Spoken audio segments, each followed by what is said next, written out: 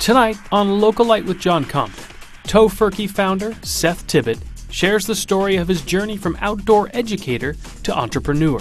Seth's made quite a unique climb to the forefront of the vegan food community. That's all coming up next on Local Light. Seth, welcome. Hey, thanks for having me. Absolutely, it's good to have you in. So Turtle Island Foods, Tofurky, Yeah. Hood River, who would have thought? And you're not a business major, you didn't come from a business background, you came from an education background. How does this happen? Well, I went to school in Ohio in 1974, graduated with an elementary education degree, and I followed the Horace Greeley train out west and came out here and arrived in Oregon in a Volkswagen Bug the day that Nixon resigned. So that was 1974.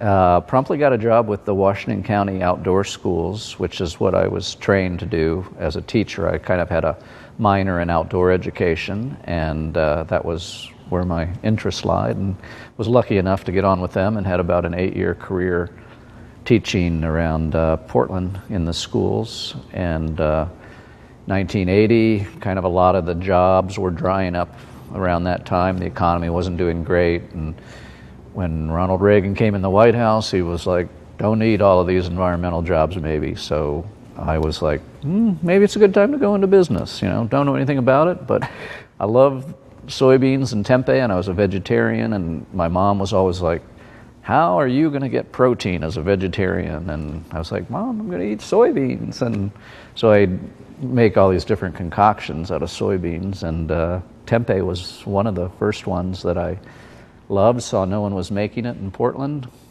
started a little business on $2,500 in the Hope Co-op Cafe, working at night. Hope Co-op Cafe, is it still there?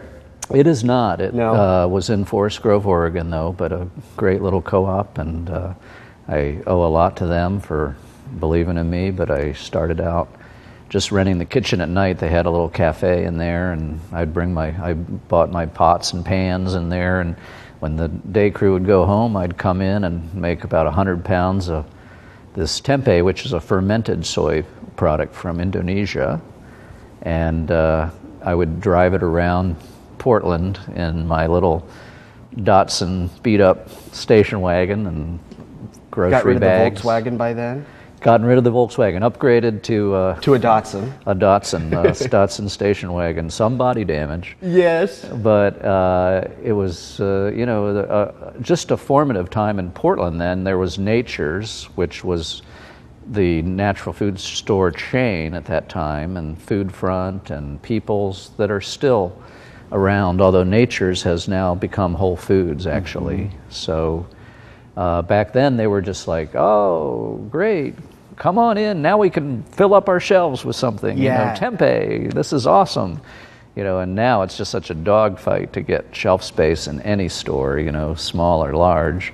The market Right. has really changed, but back then it was a very simple time for the natural foods market. Well, was the Portland market, do you think, ideal for kind of getting this business off the ground? Yeah, it was actually, because there was a nice setup of small natural food stores and co-ops even in 1980, and a population that was willing to try new things and experimental. And you had KBOO, kind of community radio they had me on, when I was first starting with tempeh, and get the word out. And it was actually a very good town. You could drive all over Portland and never see a traffic jam, Wow. And it was just, and you go back to Forest Grove and make a little more tempeh, but it was very good place, actually. Yeah. The Northwest was evolved. Yeah. in that Well, way. it's obviously the Northwest has been good to you, and you've provided some good, healthy products in return. But what was that like during the time when people were still sort of getting used to vegetarianism, as it was kind of getting more and more mainstream, but not mainstream. Yeah. And tempeh, did most people outside of the ones that shopped at these small markets, did they even know what it was? No, they really didn't. So there was a lot of education involved, and I would go into the stores and do tastings and demos. But as my friends said, they said, from the roots of esotericism, flowers banality, you know, everything was esoteric at one time. And so that was sort of my mantra, you know, was just trying to get the word out on this product that no one really, you know, knew what it was like. But the sort of the image in my mind was in college, you know, the only place where you could buy granola was in the head shops. Yeah. And I worked in this head shop in college, and we sold granola in this rainbow little bag under the counter, you know, right below the pipes, and here was the granola. And then, you know, 5 years later, I'm in the supermarket, and wow, here's the granola section. You know, and it was the same thing with yogurt. It was the same. If you wanted yogurt in 1970 in Ohio, you were making it, you know, yourself. And there were all these books on how to make it. And then you couldn't buy yogurt, really. And then, boom, you look at it years later, and here's yogurt. So I was like, well, this will probably be, you know, what happened. These hippies were right about, you know, granola and yogurt. And so they're probably right about tempeh and soy products, too. So you kind of had an inkling that it could really take off. Yeah, that was my thought. Yeah. That was my model, granola. Granola, that's so funny, under the counter. Did you ever think it would take off in the way that it has, to the degree that it has? Not really. You know, my goal then was just like be a small-time operator and get like $1,000 a month. I said, that'd be awesome, you know, if you could eventually work up to that, because we were not making much money. And actually, you know, the other image was what was happening at the time. I was living on a retreat center at Cherry Grove, which is right south of Forest Grove.